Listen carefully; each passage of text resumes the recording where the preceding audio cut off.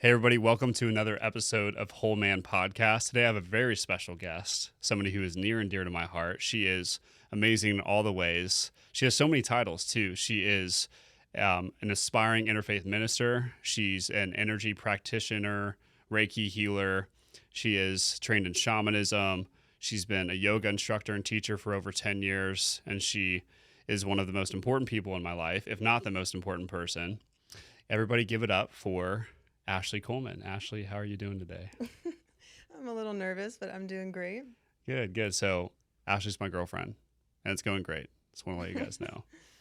Ashley, the reason why I wanted to have you on, there's many reasons. I feel like we have such an amazing story as far as how we met, and we have such similar ideals and values, and we have a very similar trajectory in our life. So if it's cool with you, I want to talk about first what led up to us meeting. And I want to hear your story. I want to hear what put you on your soul path right now, what put you on this path of helping women never settle for the life that they don't deserve, what set you on this path of self-improvement, becoming a whole version of yourself, and then we'll just go from there. So take it away.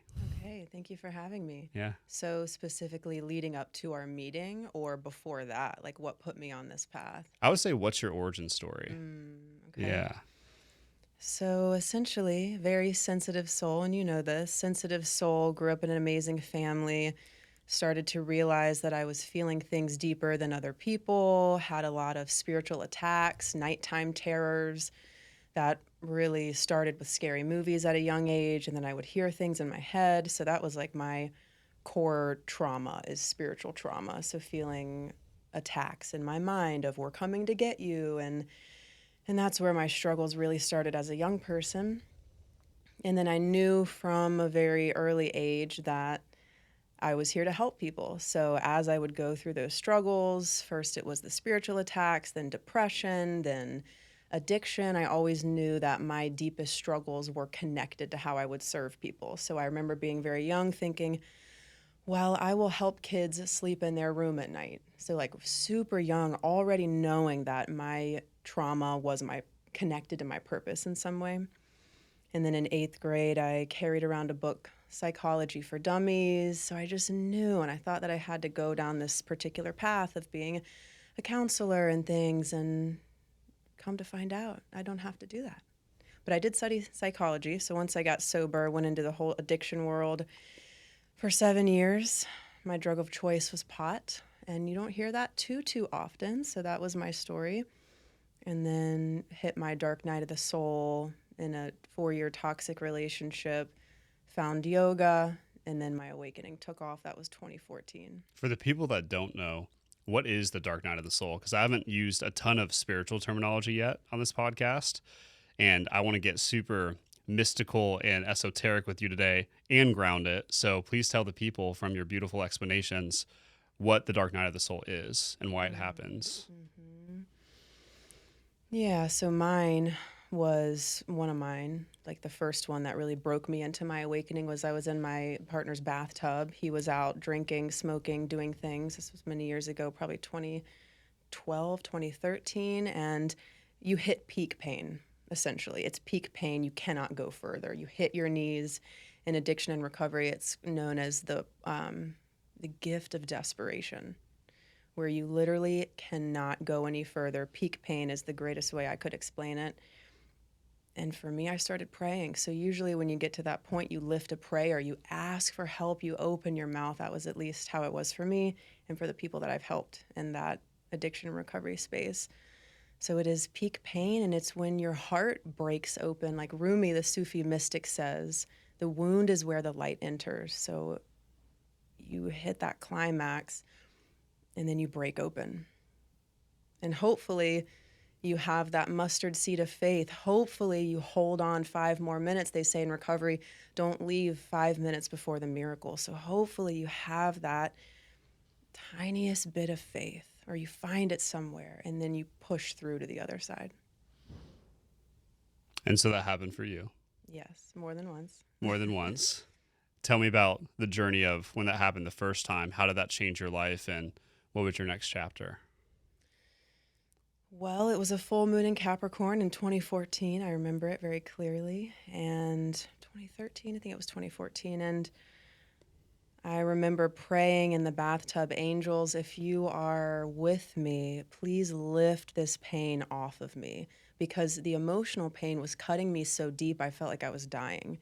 Nobody was holding a knife to my head. Like nothing was happening outside of me that was an attack. My story has been the attack came from the inside out.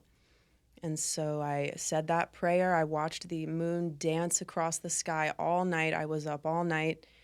And then I'm not exaggerating. When I woke up the next day, it was gone. The attachment to him had left like a light switch turned.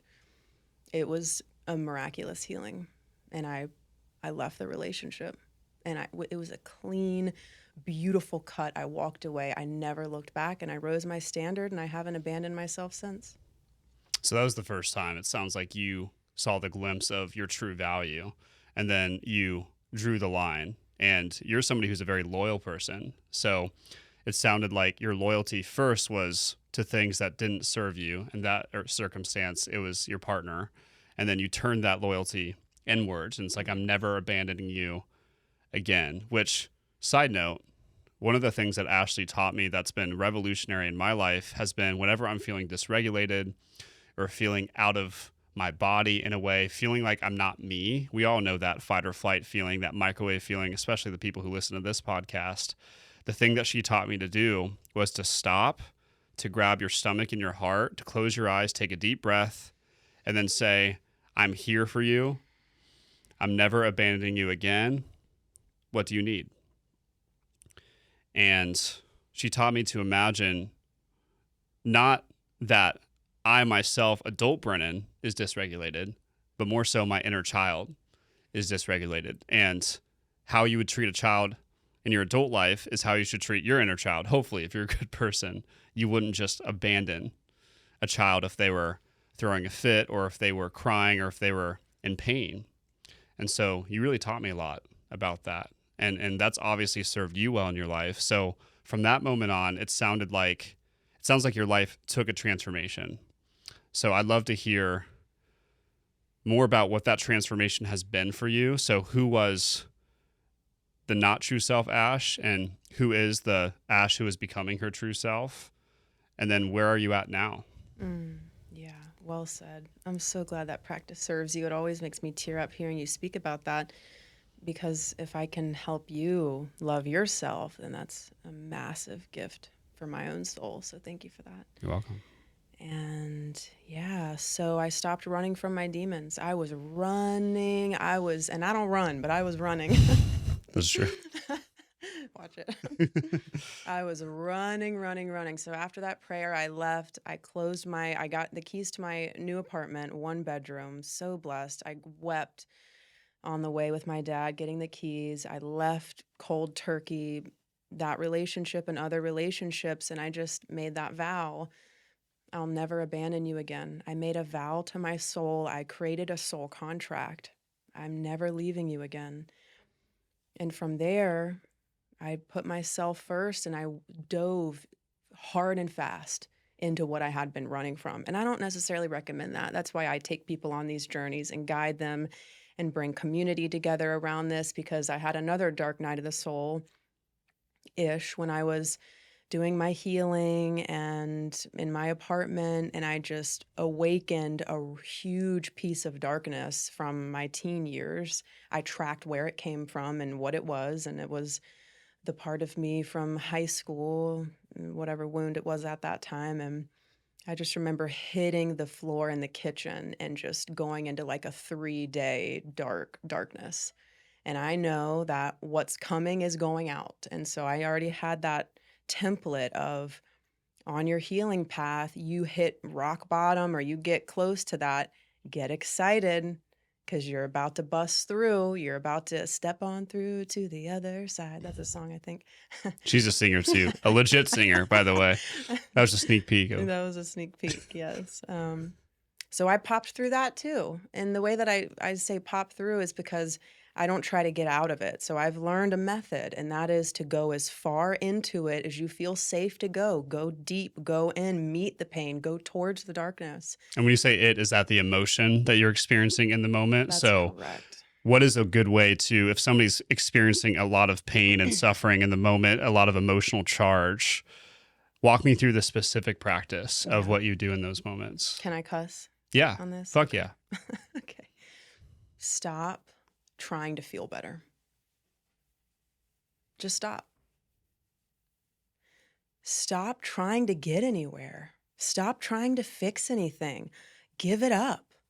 Put down your gratitude list. Stop efforting to change yourself at all. Why do you need to be different than who you are? Why is depression bad? Why do we try to get better and get away? Okay, there's a time and place for that. But often that is the abandonment of self because you're trying to get better, trying to get better, trying to feel better. Again, that's not bad or wrong. There's a place for that. But what saved my life is I stopped running. I said, okay, fuck it. And I sank in and I faced the boogeyman and I said, talk to me. I'm here with you. So the boogeyman, what people run from is the 2-year-old. They think it's this sometimes, and I've seen this in recovery, where it's a devil on my shoulder and it's whispering, do bad things. And I was like, can I workshop that with you? And we went through this process of that's the 2-year-old doing the dance of darkness Mm-hmm. because it thinks, I need love. Nobody's fucking paying attention to me. When I act out, people look at me and care about me Mm-hmm. and give me attention. Attention is survival. So the boogeyman is the 2-year-old, the 3-year-old. And so I've practiced and I've taught this for like 9 years is go in. And it sounds really cute and sweet, but you might fight it. It might be really hard. And I still do this sometimes where I'll dance around the emotion and I'll try to lift my vibration and feel better and go to gratitude. And it's like, when it's not working, you need to put it down and actually meet and face off. And that's very shamanic. It's very direct. It's very penetrating in truth, which you're beautiful at. And you do that and offer that. You're slicing through and really being with what is. Mm. Yeah, and it's so interesting and it's so counterproductive to maybe what some people on here have learned, because if you grew up in an environment in your house where it wasn't safe to fully feel the depth of your emotions, if it wasn't safe for you to express yourself, for me growing up, I had a ticking time bomb of a stepmom. So I didn't know what version of her I would get. It was the Dr. Jekyll or Mr. Hyde situation. So I'd wake up and she'd maybe be a loving, peaceful, very joyful stepmom. And then other mornings I remember waking up and she would be like a landmine. Like you say one wrong thing, she would scream at me, she would do all these things. And so if you grew up in a similar environment, a dysfunctional household, maybe you learned that feeling your emotions deeply isn't safe. And because of that, from my experience, and I'm sure you've experienced this in your work, like we bypass our emotions and we unconsciously just kind of shut them down and then they get stuck there. Yeah. And it's almost like the more we keep those emotions stuck in our body, the easier it is for us to disassociate because there's no space for our soul to be in our body if it's stored with a bunch of traumatic, uncomfortable memories that we just never learned how to fully process. And so when you first learn, I can say this from experience, I'll say this to the people, when you first start going within, it's almost like trying to ride a bike for the first time. Yeah. It's terrifying. It feels so intense. It feels so heavy, especially when you start transitioning out of fight or flight mode and you're like, oh, I can start feeling things now. It feels like you're just like this toddler who can't stop crying and who's angry. And and that's a sign that you're healing. You know, that's a sign that those things are working. So from your experience, what would you say? So you've learned how to do these things. Talk me more through the journey of how you've learned how to do this stuff. Like, what is the training you've gotten? You guys heard Siri. I'm going to turn that off here. Blooper. Whoops. Go ahead. The training that I've taken for this, Yeah. a lot of it's been fucking around and finding out. Right. And a lot of it's been education. I love to study. I love degrees. I love certifications. So once I got sober, I found out, hey, I really love school. And so I made straight A's at VCU, studied psychology, addiction studies, and religious studies, and then studied yoga teacher training, which you learn Indian philosophy, you learn the Hindu tradition of what is God, what is soul, what is healing, how to have ethics. And so I learned the Indian philosophy, and that changed my life. And so I became a philosophy nerd and just really opened up Pandora's box of all the spiritual things, and trained extensively in Reiki, levels 1, 2, 3 master. I've trained over 45 people in Reiki. So my hunger to share the wisdom is very strong, and it's been very strong. And shamanism, though, such a humbling tradition. Reiki, they're different medicines. Reiki is a Japanese energy healing technique, and it's becoming more popular now. They're bringing it into hospitals and things like that. So that's amazing. And shamanism found me, and it was really about, are you in your body? Do you have the awareness of where you are in all of your relationships with food, with partners, with friendships? So shamanism is relationships. So I went on to train with Alberto Villoldo. As the world was shutting down in 2020, I was learning how to exercise entities and heal souls, help souls heal themselves. That's important. And do these really specific shamanic techniques for soul healing. And the core of it is, I'm trained to track core wounds. So everything that we suffer with can be tracked to 3 or 4 main core wounds. These are the big ones: fear of death, betrayal, abandonment, separation from source. So that's a key element with my training, is tracking core wounds. Where does this stuff begin? Because it's really fun and cute and sexy to clip off the leaves of the tree and heal the symptoms for a certain amount of time. But I'm really interested in, where did this begin? Mm. And let's complete the story so we can move on and write our story of destiny, which is in the unknown. It's in the book that's not written yet. Beautiful. Yeah, it sounds like, because I've dealt with a lot of, I actually work with a ton of clients and people I meet where they've gone to therapy, they've read the books, they've listened to the podcast. Literally, if you're a listener to this, it's because you resonate with the fact of awareness doesn't mean change. Yeah. And when you've explained to me what shamanism is, it's all about tracking the core wound. And when we say core wound, I want to be more specific for the people. It's not a physical wound. Obviously, it's a wound in the psyche. It's a wound in the spirit. And from your perspective, where do those wounds come from? Mm. Why is our society set up so that it's hard for us to live as our whole selves? Where does that come from? What's your perspective on it? What kinds of things do you see happen in people's lives as a result of these wounds? I just want to dive deep on Yeah. what that looks like on the outside. So your first question there was, where do these begin? Yeah. Yeah. A lot of the times in the bloodline, even past lives. So I was a person that carried things over. I didn't have any intense trauma in the physical world that I knew of. Mine was under the surface, and that was part of my confusion. So I believe there's past lives. There's things that run through the bloodline. There's things in the invisible realm that we can't say, oh, that's why I feel fucked up around this topic, right? People have these big phobias and these big fears. Like one of mine was, if I get up on stage and sing, I am going to die. That never happened to me. I never got booed off stage as a child.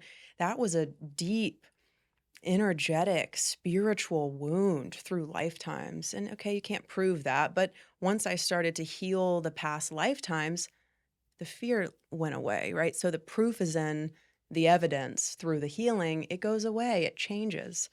So I would say that's one piece. And then another piece is, all healing is inner child healing.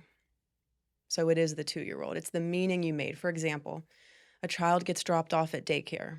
They could register that as, I just got abandoned. I'm going to die. Trauma can be like that. It's so different for everybody. And it's the meaning the child makes that determines the imprint of the wound in the system. Mm. And then God, the divine, the universe loves us so much that it will keep bringing up opportunities for us to feel abandonment until we heal and integrate the wound into our wholeness. So we'll keep living through bits of that until we say, okay, what is that? Let me go in. I'm the common denominator. Right. Maybe there's someone, that person that felt like they got abandoned as a 3-year-old at daycare has partners that abandon them 4 in a row. Okay, it's you, boo. Right. It's in, you're and that was part of my story too. Where does this live in me? We are so loved that we are pushed to wholeness, which means confronting our stuff. Mm-hmm. So I would say this happens at a young age, very young age. Shame gets imprinted in us, and then we have it within us, that fragment, until we integrate the pieces. And also, I'd like to share there's no perfectly healed state that I'm aware of. Mm-hmm. And I had a 73-year-old teacher that ordained me, Star Wolf, as a shamanic minister. And she said, we're always going to be a little fucked up, Ashley. So maybe we can all just breathe if you're open to it, and just ground that we're always going to be a little messed up. Yeah, we can know that without believing that we're not worthy. Correct. I think we can. Yeah, imperfection is part of being human, and Yes. understanding that we have a divine piece to us. And the way that I see that is we have beliefs that either reflect our true selves, or beliefs that are fragmented, that reflect the trauma that we experienced and went through. Well, that's amazing. And I love your insights. And now I'd like to talk about what everybody wants to hear, which is how we met. Like, what is our story, and how did we even, these two people out of 7 billion people, I don't even know if it's more than that now, on the earth, how did we cross paths? And then what has that changed for us in our life? Because these people who are listening to me, they know my story. Now they know yours. So now I'd love to talk about what led to us meeting, and then what's been a result of that. Yeah. Yeah. Who goes first? Man. I'll talk about I'll talk about my experience before I met you. And so, as people may or may not have known about me, I moved to Charlottesville, Virginia, October of 2023, and this was after my dark night of the soul, my peak pain. Yeah. And my peak pain was after spending years and years and years chasing success, using success as my drug, and thinking that it was going to fill the void of me not feeling good enough deep down unconsciously. And so I was forced to burn out and lost everything. And then I was living with a friend of mine in Missouri because I didn't have any other place to go. And I get a phone call one day from a friend of mine that I used to work for with the company that I used to work for. And he calls me and says, "Hey, Brennan, what are you up to nowadays?" And I told him, not much besides trying to recover from the hell that we just escaped. And he was telling me about his plans on buying a supplement store in Charlottesville, Virginia. And apparently he'd already purchased the store. And this is somebody I really respected and liked from the industry. And he asked me if I wanted to move out with him to join forces. And in my heart and my soul, even though I wasn't super connected to this at this point in my life, I felt like it was a fuck yes. And anything at that point would have been better than the situation I was in. So I said, let's do it. I don't care what I have to do. Let's move on. And so I ended up moving to Charlottesville, Virginia, October of 2023. And at this point, transparently, I was still struggling with Adderall addiction, still struggling with edibles. And I was very confident that I could help build the store because that's what I had done for 6 years in my life. And it's interesting because the way that God has protected me in my life is by making the things that used to work not work. So I was doing all the same behaviors and stuff that I used to do that was super successful in my prior career. Literally the same business model. Everything was the same, except I was very different internally because the veil of illusion of being the hustler and the grinder was fading away. So like when I was engaging in these behaviors of trying to build this store, build this business, nothing was working.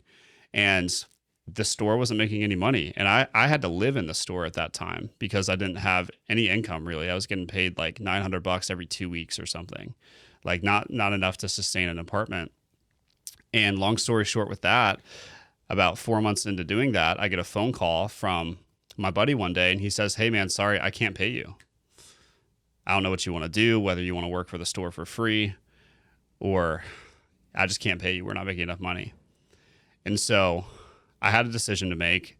I don't know if I've actually told you this. For a while, I still worked at the store for free. I worked like one Saturday for free a month because I wanted to give the guy I worked with a day off.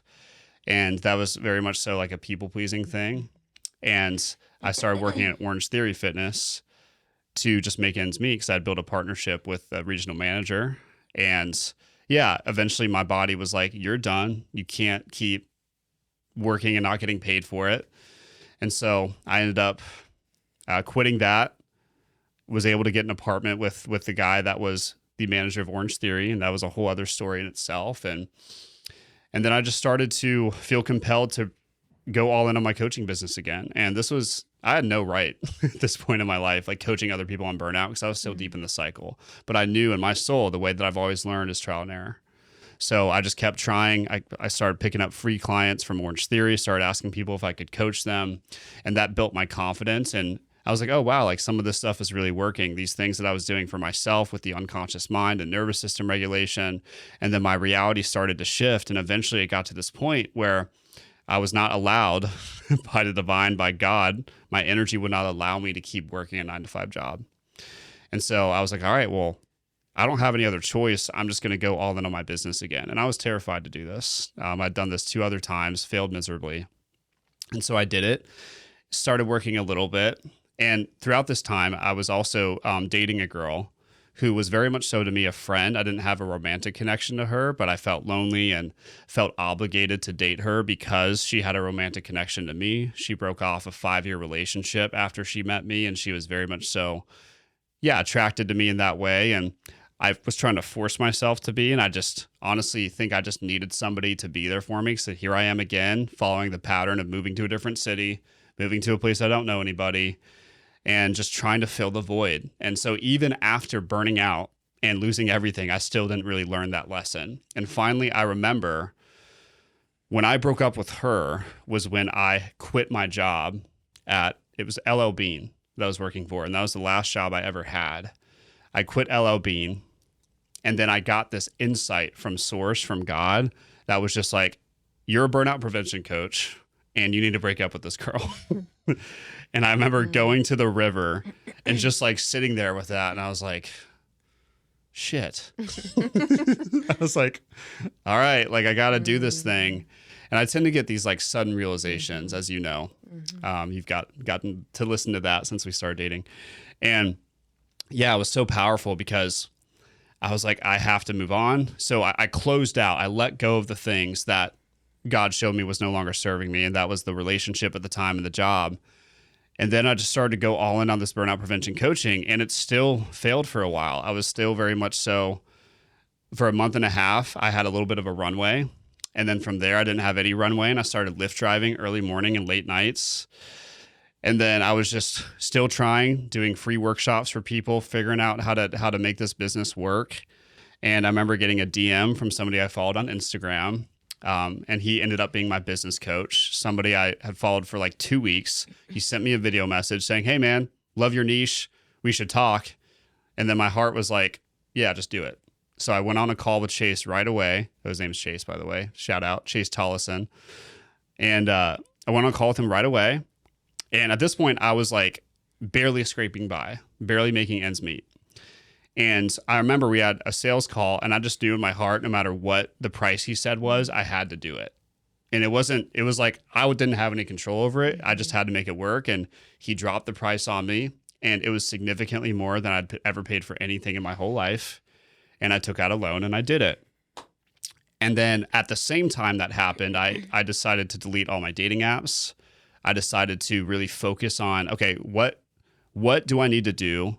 What beliefs do I need to change? What behaviors do I need to embody to start really creating the life that I want for myself? Because this hustle and grind and self-sacrificial way of living, it's not working. And what version of myself is required of me to call in the woman of my dreams? I remember making a decision of, is that person trying to chase on social media? Is that person trying to like show up online? Because that just has never really been my energy. I've never really enjoyed like going on dating apps and using superficial things to meet people. I've always wanted it to happen organically when we're in our element. And so I was like, okay, I'm going to close this out. I'm going to delete these apps. And I made that decision. And then my business started to work. About 2 months into coaching with him, I was able to do my business full time. I started to gain traction, momentum. And then I got invited to do a burnout prevention talk for this festival called Tom Tom Foundation in Charlottesville. And I was kind of iffy on it because I was trying to prove my value and my worth. So they said that I wasn't going to get paid for the talk.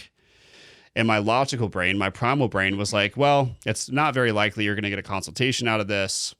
You should probably just not go. And I remember making the decision of, well, I just want to have fun. I just want to go speak. I just want to talk about my experience and hope somebody resonates with it.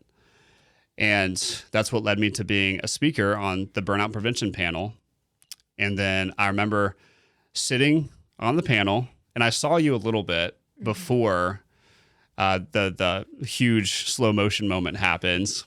I saw you briefly in the other room. I thought you were with another guy, so I didn't really pay much attention because I was trying to get my mind in the zone for my talk, because at this point I didn't have a ton of speaking experience.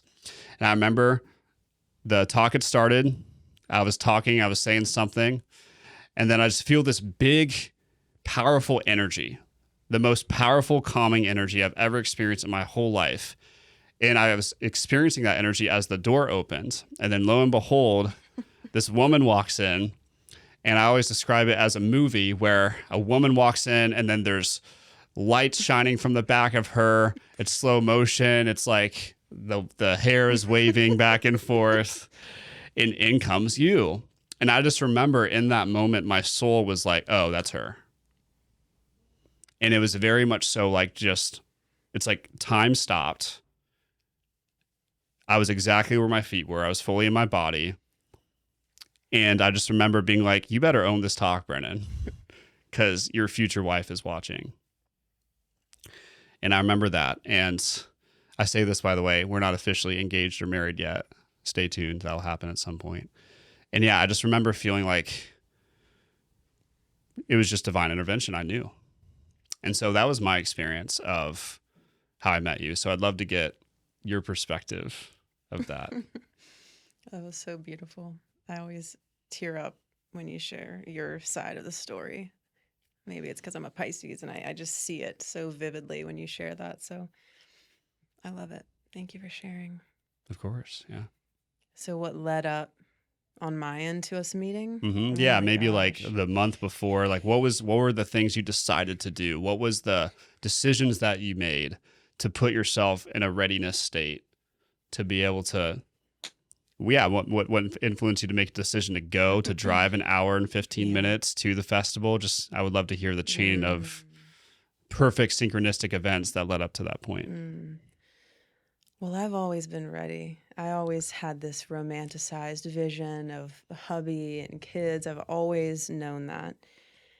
And I was just settling. So I just remember being with somebody over the summer, and then going to Bali for a month. I just remember like what I did leading up to it, and it was all very intentional. And I just remember this moment of sitting on the couch with the person I was dating, and we were having a great time, and I just told him my vision of sacred union. And you've heard this a couple times, and I won't go into that, but essentially like how I believe partnership is meant to be, loyalty and how I feel that that's meant to be, choosing each other and how I feel that's meant to be. And he was so surprised at that share. I was like, oh my God, his like jaw fell off, and he What just, was your share? I want it to be okay. specific. Yeah. Okay.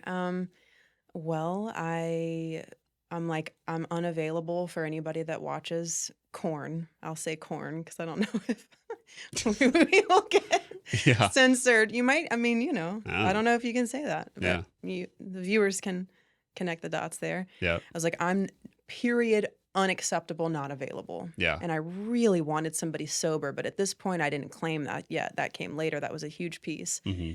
And then I thought, cheating doesn't just happen on the outside. Liking somebody's pictures, to me, that sexy is cheating. So I had a standard for relating that nobody was able to meet at this point. And everybody that I had dated had online except for one person, had online girlfriends, liking sexy pictures. And I'm just like, I don't want to have to deal with this. And I just believe that there's somebody out there that holds the same vision of sacred union. And if you are having an experience of being with somebody else in your mind while you're with somebody else, with your partner, That's a problem, actually. Mm-hmm. If you're playing out being with somebody else, that's a problem. That's cheating. And I really hold that. And his jaw fell off. And I'm so glad I said to myself, man, that's a red flag for him. Not, man, you're too specific, Mm-hmm. Ashley.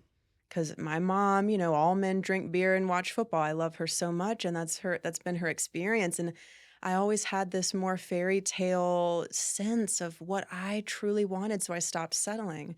And then I went on this journey. I went to Bali. I really chose myself. I spent a month in Bali traveling Indonesia by myself and started to say, you know, I'm preparing for my husband. Unconsciously, I felt that. And so I did all the things I wanted to do. I dated a woman, went to kinky parties. And this is important because I played out all the things that were lingering, all these desires and questions. I rolled the tape. And it was scary as shit. Mm-hmm. But I rolled the tape on these experiences. And then that last little piece was, oh, I need him to be sober. And that was that last piece.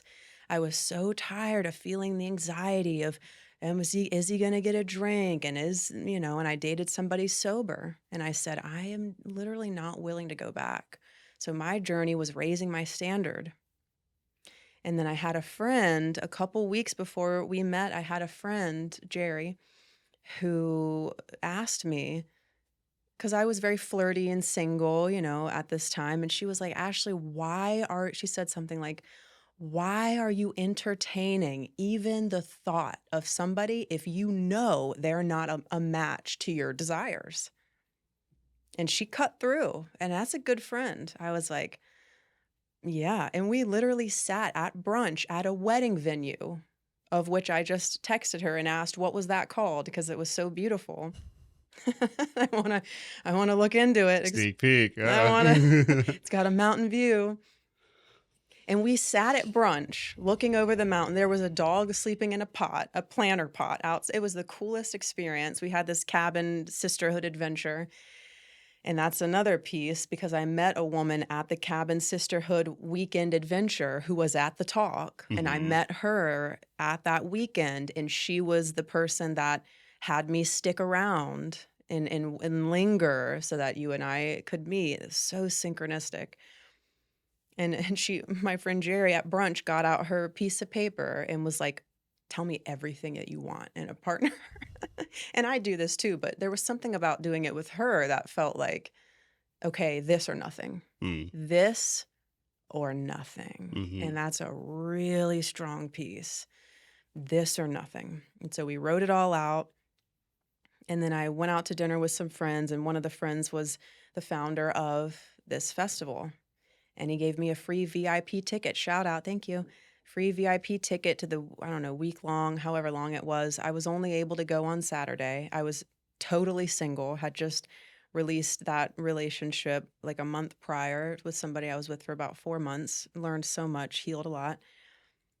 And I was just feeling myself. And I didn't have any friends to go with. You know, I like sort of reached out to people. I didn't try that hard. I love solo adventures. I will say that. I like to get behind the wheel. I like to do fun stuff. I like to adventure. So it wasn't out of character for me to go to that by myself. I would say it was brave, but it wasn't out of character. So I just remember the night before I was picking my schedule and I knew that I was going to go alone. And I don't wake up early usually, especially on the weekends. So I was like, 9 o'clock sessions, I'm not going to make that. So if yours had been early, I wouldn't have been there. Mm-hmm. I just literally wouldn't have been there. So I saw yours. It was the perfect time, like 4 o'clock. The last one of the entire festival, A by the really way. nice time. I was like, oh, yeah. And then I was like, Brennan. And then I went on the rabbit hole, a slight rabbit hole of who is this guy? I'm really big on tone and posture and presence and energy. And and yours just attracted me. The tone of your voice. And I even used to do this when I would look for a therapist. If the tone of the voice is off, I can't hire you. So there's got to be a resonance with the tone, with the posture, with the whole thing. The handshake is important too, people. You got to have a strong handshake and eye contact. Brennan, good job. Thank you. Thank you. Yeah, very, very straightforward man. And so I added that one to my schedule. I added some other things to my schedule, and I just was feeling myself and looking all cute and business professional, and it was hot out. So I remember wearing a skirt, I looked like professional and feminine. I just loved my vibe. And I'm driving out there and I say out loud, this is also not out of character for me, though I've never said it like this before. I said, God, out loud in my car. You've heard this like 6 times. I said, I have no expectations today other than to meet my future husband. And I just let it go. I was like, oh, that's cute. Just like let it go. Said it out loud. And then I remember saying, oh, I'm going to lead from my feminine. This was just very intuitive. I have realizations when I'm driving a lot. I was like, oh, I'm gonna forward face with my feminine, and my masculine is gonna be in the back protecting me. So I made that shift. And then I got so inspired at this workshop before yours about neuroscience. And anyways, I was starving after it. And yours was right after. I was starving. I ran to the smoothie shop after that. I got my smoothie, was so hungry, came back, couldn't even drink it because I got all nervous. Walked in. I was like, can I go in there? It was like 10 minutes past. I was like, can I go in there? And I walk in and I sit down, and it was like electricity was beaming at me. And I just felt like I was like plastered up against the wall, just like feeling these electric shocks. And I was so hungry. You actually But sat in an electric chair is what happened. oh, Yeah, I put it there. wouldn't that be bananas? Gosh, that's what it felt like. And then you just kept looking at me with those blue eyes. And I felt like I was so visible. I felt shy in like a sweet, feminine way, empowering way. And then, how are we doing on time? Can I finish the story here? Finish it. We doing Yeah. okay? Okay. Yep. And then I was sitting in the chair scheming. I said, okay, I need to talk to this guy. I said, I don't like the energy of force. I like alignment and flow and intention. So I said, all right, Ash, you're either going to go up to him after or you're going to message him on Instagram. Either way, you're going to win this shit. Either way, it's in the bag. Because it's like once you have the person's information, it's done. It's because it already had crossed like our timelines. And so I knew it's in the bag. And I didn't know that you were my future husband. I mean, maybe intuitively, but I was actually working on the opposite because Yeah. I used to over potentialize people. I just made that word up, where I would date for, oh, he's the one and oh, this is it. And then you put on blinders when you do that, at least for me, and you miss signs and cues and red flags. So I was to the point where I was not doing that, and I was not getting swept up in the visions. I was watching the actions of the other person slow at a time. I didn't jump to it. Oh, it's the one. That's a very important part for me. So it came to the end of the talk. You said that you're in recovery. I said, oh, it is done. It is done. And then the talk ended, and I was like, what's going to happen? I'm not going to force myself to be super awkward and just stand here alone and like meet him. I was just going to see what happened. And then some woman, I noticed somebody I knew, which is odd because it's in Charlottesville. I don't know that many people there. Yeah. And it was a woman I had met at the sisterhood cabin adventure weekend thing. And I go up to her. She's like, oh my gosh, Ashley, I want to talk to you. Wait. I want to talk to you. I said, okay, bet. I'm going to wait. I'm going to stand right here. I was so happy she said that. Because I was like, okay, well, I have a purpose now. I'm waiting. Yeah, somebody told me to. Yeah. So I stood 3 feet behind you. She ended up wanting to talk to you and then talk to me. So I stood 3 feet behind you guys talking. And when I tell you those minutes were long, I was like, my heart was beating. I felt so alive. And I have all my yogi tools of deep breath and posture. I was using everything I had. I have a lot of tools for this, right? To not to guard, but to regulate. And long story short, y'all stopped talking finally. And she stepped aside and you turned around and I said, it's done. You were so close. It was right there. So I just shook your hand. I stumbled over a word or two. But that was it. And do you want to share? Well, I'll finish and share that I said something like, hi, I'm Ashley. I heard you're in recovery. I work in recovery. I would love to talk to you about your journey. And then what did you say? After that, I said, great. What are you doing right now? Yeah. Yeah. So I remember for some reason intuitively clearing out my whole schedule for the rest of the day, which at this point was not super common for me. I usually had a lot of any open space in my calendar was filled trying to build my business or doing something. And yeah, I remember thinking, so there's this sales principle that I learned way back in the day. It's called BAM FAM. It's called book a meeting from a meeting. Listen up, people. This is good. It's called book a meeting from a meeting, which means that the technique is you always want to make sure you get commitment from the other person if you want to see them again. For a sale, it's important, obviously, because people sometimes get cold feet and they let their emotions and their fear override the thing that is meant for them. So I've learned how to do it in sales. So it's second nature for me at this point. And so I bam fammed you. And I was like, what are you doing right now? And then you said you were free, but there was a caveat. I think you wanted to go get a drink. I had to talk to my friend. I said 10 minutes. That's Give me right. 10 minutes. I'll meet you right outside in 10 minutes. Yeah.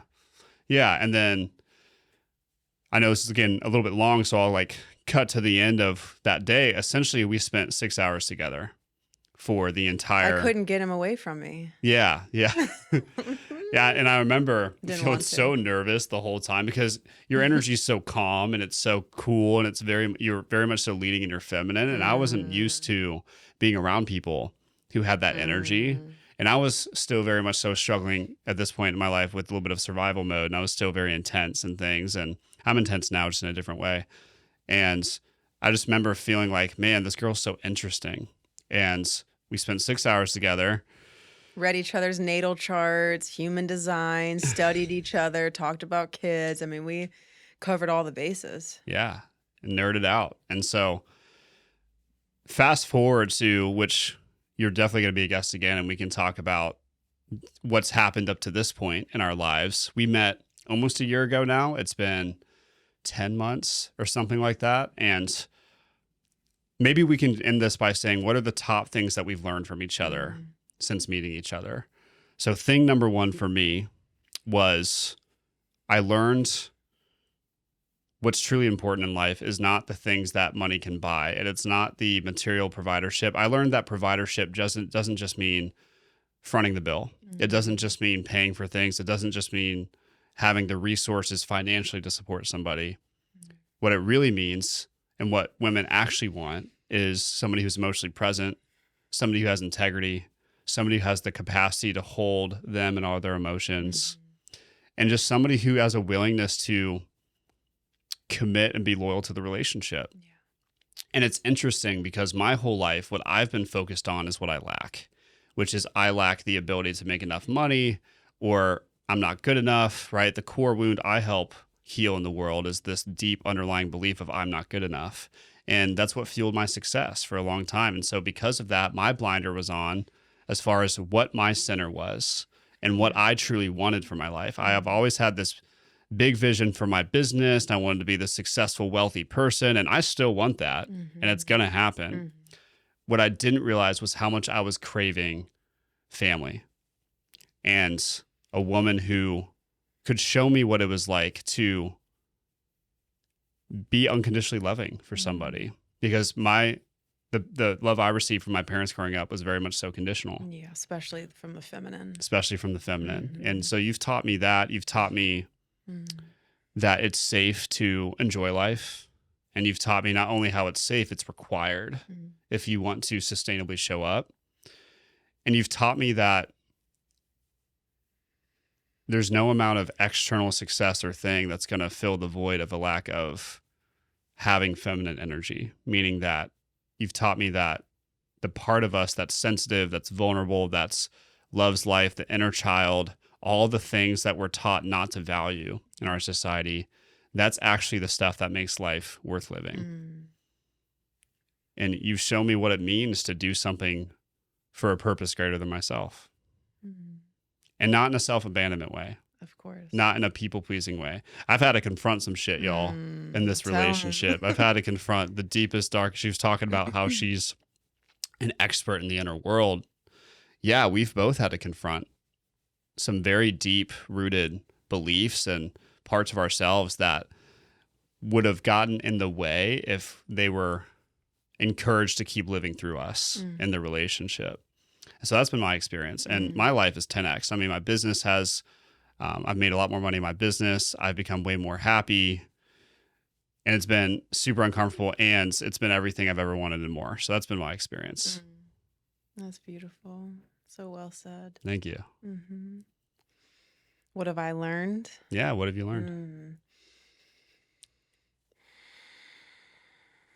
I've learned that my value doesn't come from how much money I make, but my value is my love. My love has helped you or / healed you, however you would want to say it. But I lean towards helped you heal yourself. Mm-hmm.